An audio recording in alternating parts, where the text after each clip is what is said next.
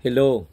Alam niyo ba kung gaano kasama ang ugali ng mga Duterte die-hard supporters na mga vlogger? Sa gitna po ng lindol na 7.6 magnitude, nagawa pang ipolitika ng mga abnormal na mga vlogger na ito na sumusuporta sa mga Duterte. Hindi daw po sila papayag na pumunta o tumulong ang mahal na Pangulong Bongbong Marcos sa Davao. Pag pumunta daw ang Pangulong Bongbong Marcos sa Davao, susugurin daw nila. Ito ba namang mga utak na mga DDS na ito? Nasa tama pa ba kayo na pag-iisip? Responsibilidad ng Presidente ng Pilipinas ang magbigay ng tulong at immobilize lahat ng ahensya ng gobyerno para matugunan agad-agad ang pangangailangan ng ating mga kababayan na biktima po ng 7.6 magnitude na lindol. Anong kinalaman ng lindol sa politika? Naintindihan po ninyo? Napakahangal nyo naman, grabe. Pati ba naman yung lindol? Gagamitin nyo? Para lamang po ipakita nyo ang galit ninyo sa presidente? Sus, Maria Usip naman sa iyo, oo. Anong klaseng mga tao kayo? Natural phenomenon sa kuna, trahedya po yan. Na kung saan po ay responsibilidad ng gobyernong matugunan agad-agad ang pangangailangan ng ating mga kababayan. Makapagsabi lang kayo dahil hindi kayo biktima. Kaya tingnan ninyo mga DDS tingnan ninyo yung mga DDS vlogger. Kaya nga po kayo naluluko nitong mga tao na ito. Alam niyo kung bakit? Hindi po panahon ng pamumulitika.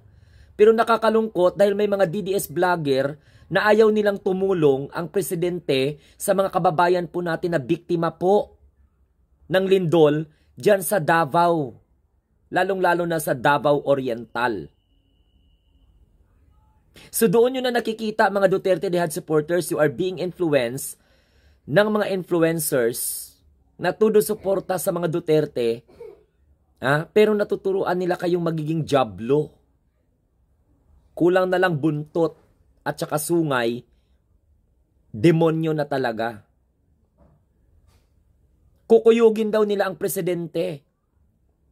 Kapag pumunta ang Pangulo sa Davao, kukuyugin daw po nila. Diyan po dapat ipakita ng mga Duterte na hindi po sila mga hayop. Hindi po sila mga demonyo. Grabe, nakakainit ng ulo ang reaksyon ng mga DDS vlogger. Antakin mo idadamay yung lindol. At yung mga Duterte Dehad supporters, mahalaga pa rin sa kanila ang politika. Sapat man ang mga ugali nito mga DDS na ito. Kayo na mga DDS social media influencers, hindi ba kayo nahiya sa mga sarili ninyo? Na pati yung lindol gagamitin po ninyo? Para lang ipakita ninyo galit kayo sa presidente?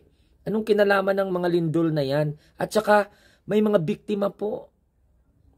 Whether you like it or whether you like it very much, you could not deny the fact that may mga biktima po ng lindol sa Davao Oriental at ibang bahagi po ng Davao Region. Ngayon, mapapakalat pa kayo ng information na susugurin ninyo ang presidente kapag magpunta dyan. Tapos magsisigaw pa kayo ng Marcos resign sa gitna po ng kalamidad. Come on, mga Duterte diehard supporters, wake up. Tigil niya muna yung pamumulitikan nyo. May mga kababayan po tayo sa Davao na naging biktima. Yung iba nga namatayan. Pagkatapos ngayon yan po yung ipangalandakan ninyo sa inyong mga social media influencers, tinuturuan po ninyo ang inyong mga subscribers na magalit lalo sa gobyerno. Kailangan po ng tulong whether you like it or whether you like it very much. So sino kayo na magsabi sa inyong mga channel na kukuyugin ninyo ang Pangulo kapag pumunta po sa Davao? Demonyo.